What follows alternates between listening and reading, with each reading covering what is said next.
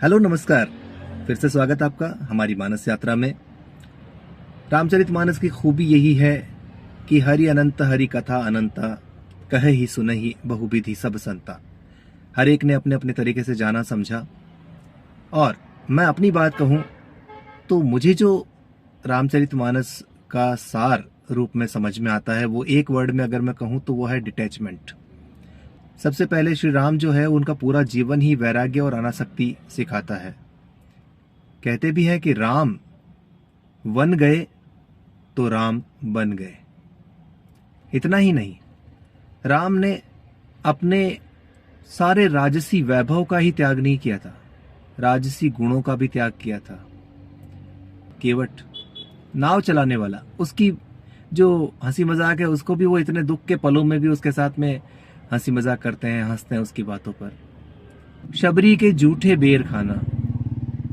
सीता जी का पूरा जीवन ही अनासक्ति का एक स्वरूप है, जब उनके लिए सब कुछ उनके राम थे,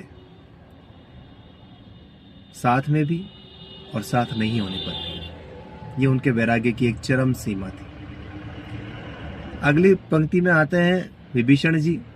आप देखिए, उस व्यक्ति ने एक पल के लिए भी नहीं सोचा जब वो रावण को त्याग रहा था कि यार इतनी बड़ी सोने की लंका छोड़कर जा रहा हूं, क्या है, एक भाई ने लाती तो मारी है। उनके दिमाग में अनासक्ति और वैराग्य का लेवल ये था कि चाहे मुझे कुछ भी ना मिले, लेकिन मैं कम से कम इस पाप में भागीदार तो नहीं रहूंगा।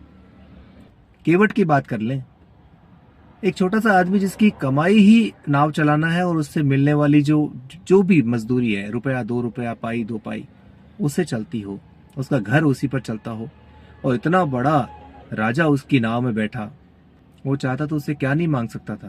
व्यक्ति ने क्या चुना, रहने दो, आप तो कुछ नहीं चाहिए, आपकी कृपा दे दो।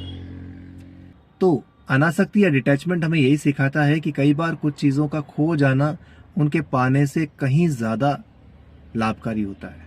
हनुमान जी का तो पूरा जीवन ही वैराग्य पर है, उनसे बड़ा वैराग्य तो कोई मिलेगा ही नहीं। पर जब लंका से लौट कर आते हैं, राम जी पूछते हैं, भाई मैंने तो खाली पता लगाने के लिए भेजा था, आपने पूरा एड्रेस ही मिटा दिया रावण का, तो सोने की लंका को आपने कोयले की लंका बना दिया। वहां पर हनुमान जी क्या कहते हैं, सो सब तव प्रताप रघुराई, नाथ न कछु मोरी प्रभुताई। इससे बड़ा डिटैचमेंट क्या उदाहरण क्या होगा। रावण को उसका अटैचमेंट ले डूबा, राम को डिटैचमेंट ने पूजनीय बना दिया। जय श्री राम।